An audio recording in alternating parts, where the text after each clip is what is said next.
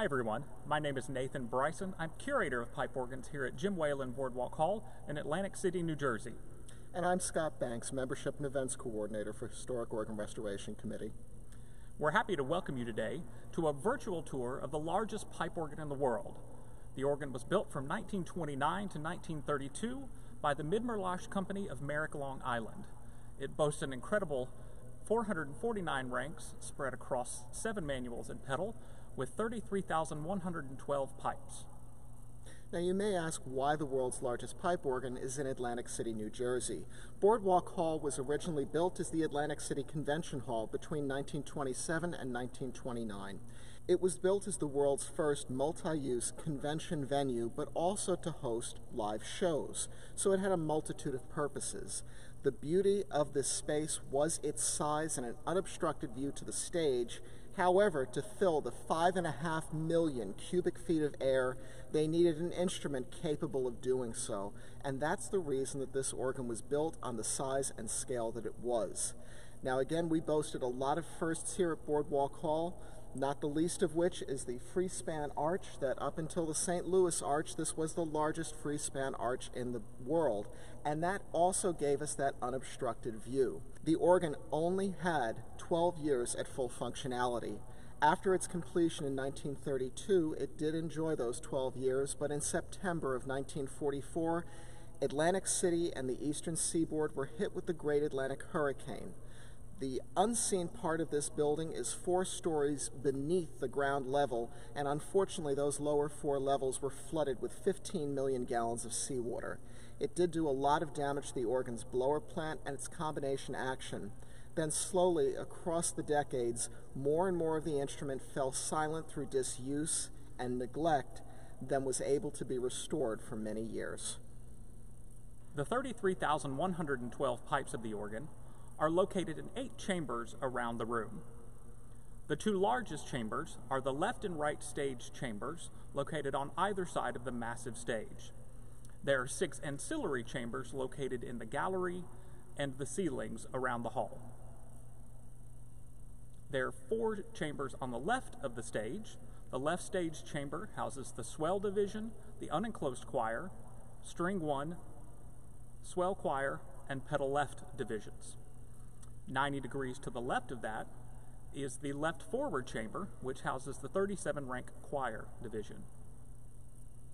Halfway down the hall is the left center chamber, which houses the gallery 3 and 4 divisions, and then directly above that is the left ceiling chamber, which houses the fanfare division. Those 4 chambers are mirrored on the right side of the hall. The right stage chamber holds the great solo, and pedal right divisions. Immediately to the right of that is the right forward chamber, which houses the string division number 2 and brass chorus. Finally, on the gallery level on the right side is the right center chamber, which houses gallery divisions 1 and 2, and the echo division located in the right ceiling chamber.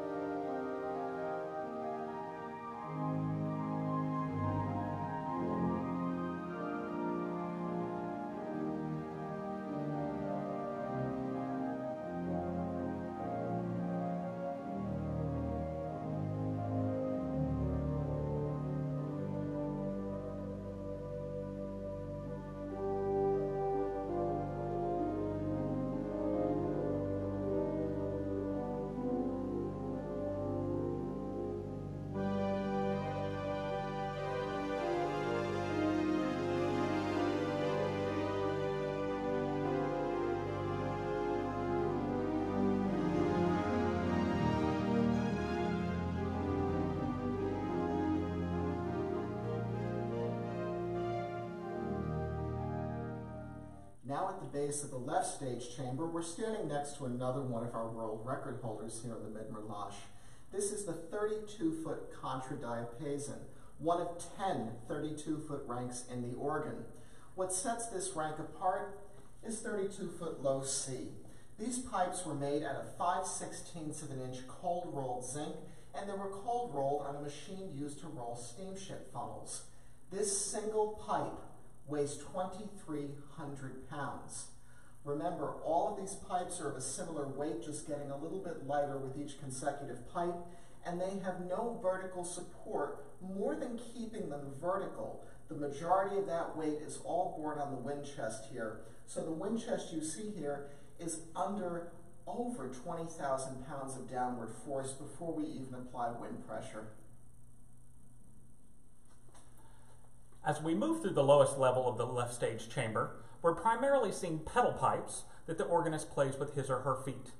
There are 4 32-foot stops in each of the left and right stage chambers for a total of 8 32s in the main organ. There are 2 more 32-foot stops, one in the echo and one in the fanfare.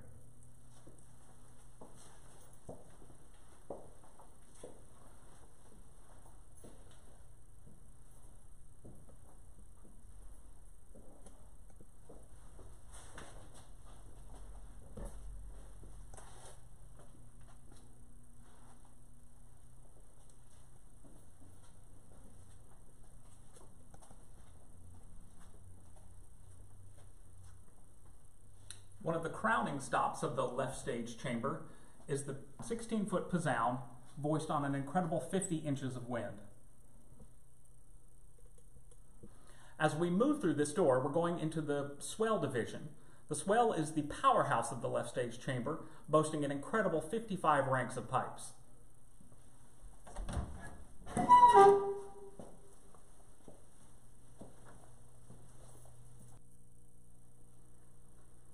To my right is the Opus 2 relay panel. This panel carries the data from the 7 manual console located on the stage to the pipes located throughout the left stage chamber. Originally, this system was a pneumatic system.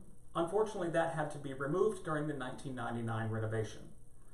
There was much debate about whether to restore the pneumatic system or replace it with a modern processor-based system. Unfortunately, space and wiring capabilities limited us on putting the original pneumatic system back in. The beauty of this system is that each of the output pins has an LED, so we can tell whether that pin is energized or not.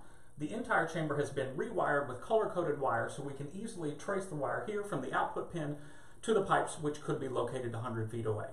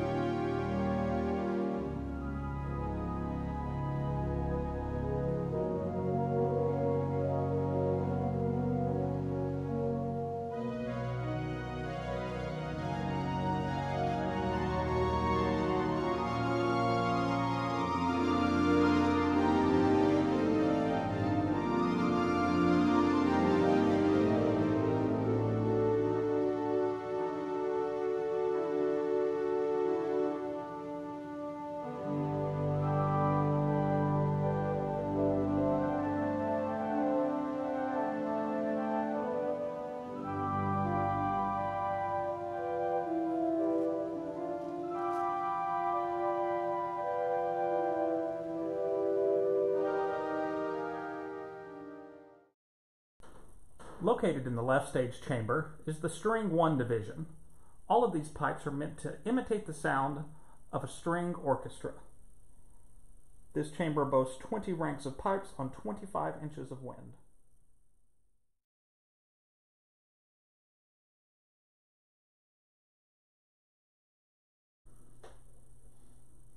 Located at the very top of the left stage chamber are the upper extensions of the pedal stops.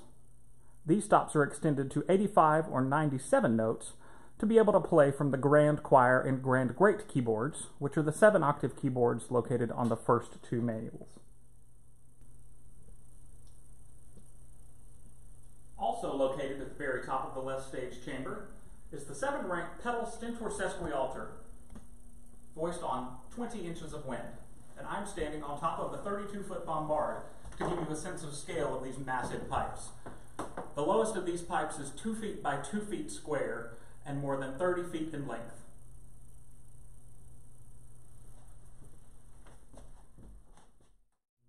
What many people often refer to as the organ is in fact the console. The console itself doesn't produce any sound, but it's the control center that controls all of the pipes spread throughout the building.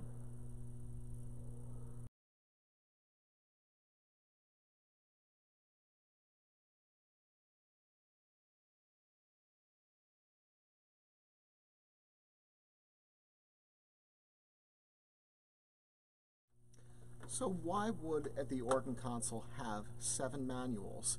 We discussed the location of the chambers earlier, and they lay out very similarly with the manuals here.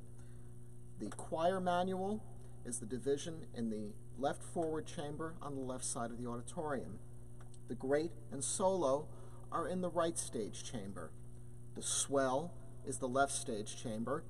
The fanfare is the ceiling division on the left side of the auditorium. The echo is the ceiling division on the right side of the auditorium. And last is the bombard or gallery, a home for the 4 floating divisions of the organ as well.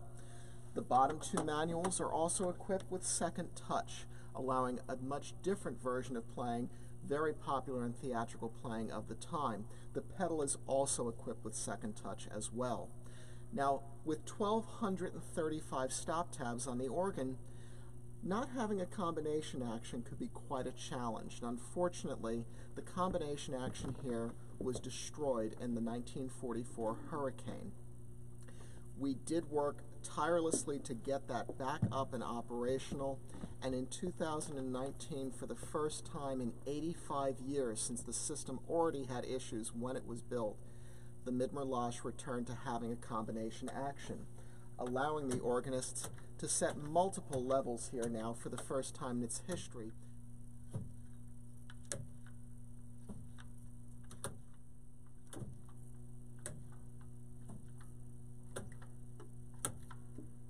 A pipe organ can be thought of kind of like a symphony orchestra. We have 449 ranks, or 449 sets of pipes on this organ. That equates to 449 voices in a symphony orchestra. Now, the second largest pipe organ in the world is the Wanamaker organ at the Grand Court of Macy's in Center City, Philadelphia. That organ actually has more ranks, but fewer pipes. That's because our ranks play a little bit higher and a little bit lower. Unlike an orchestral trumpet or clarinet, which can produce many different sounds and pitches from a single instrument, we have to have a pipe for every single note on every single key on the keyboard. That's why pipe organs have so many pipes.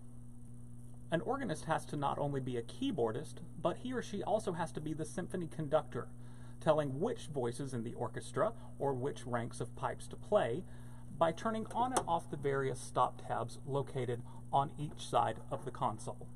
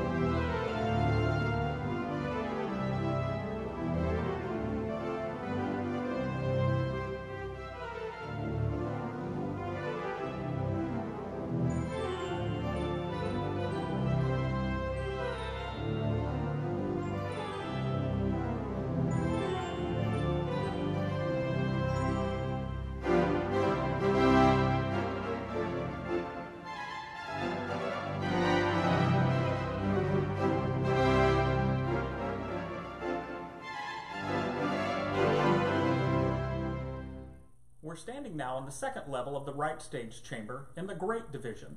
This also happens to correspond with the second keyboard on the 7-manual console.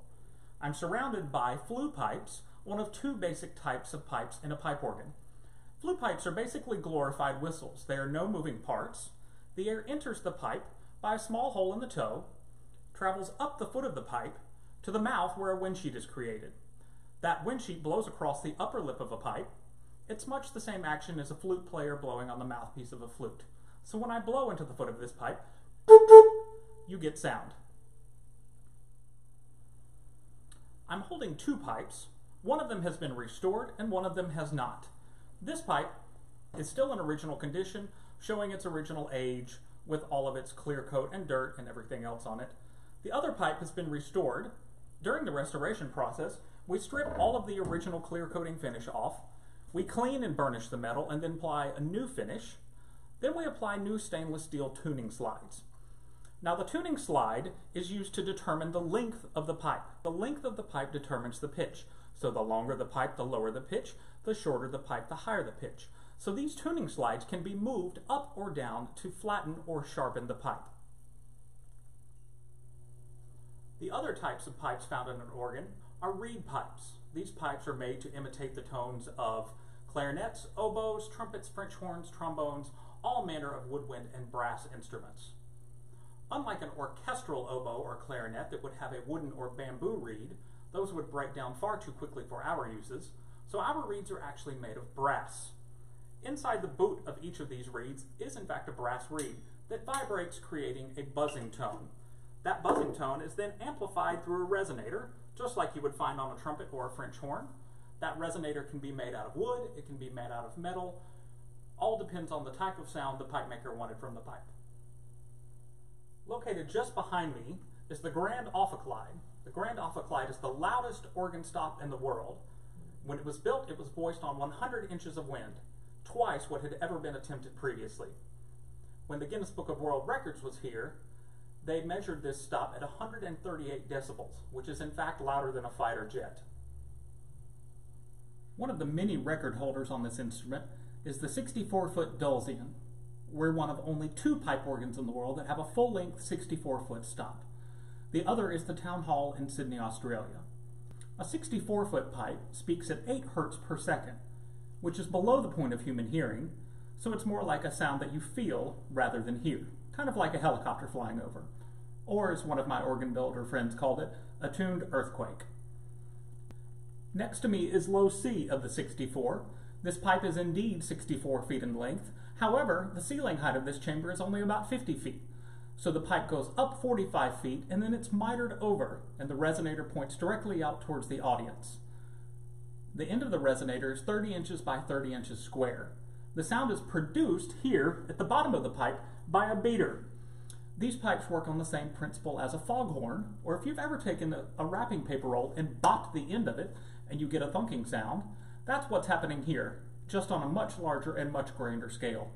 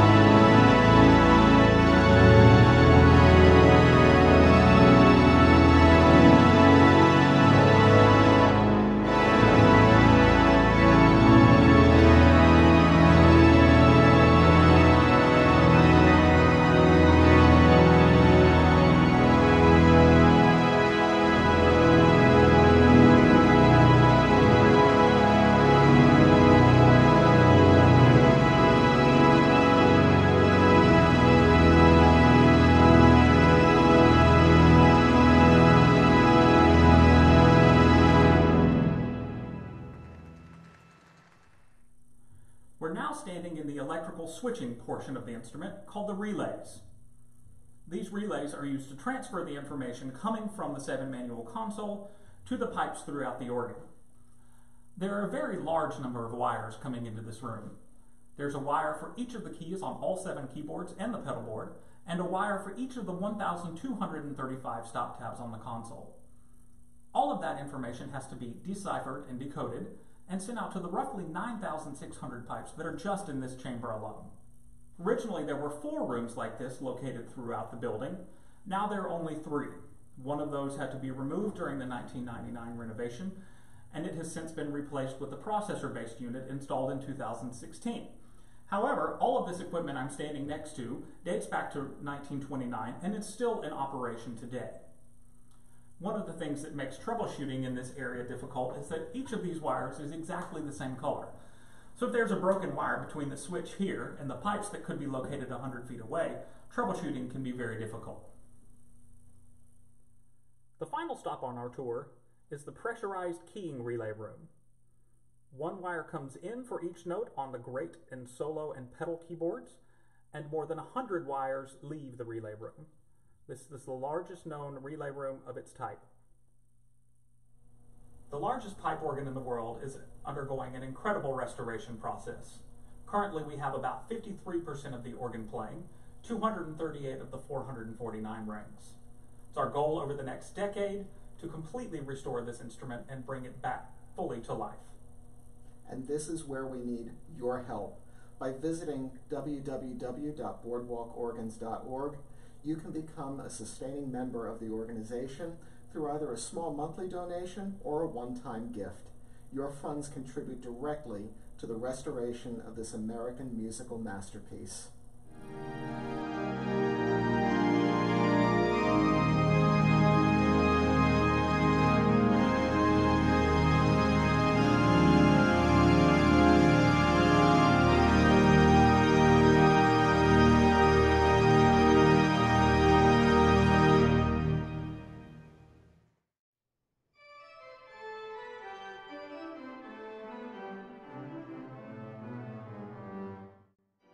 Multi-use.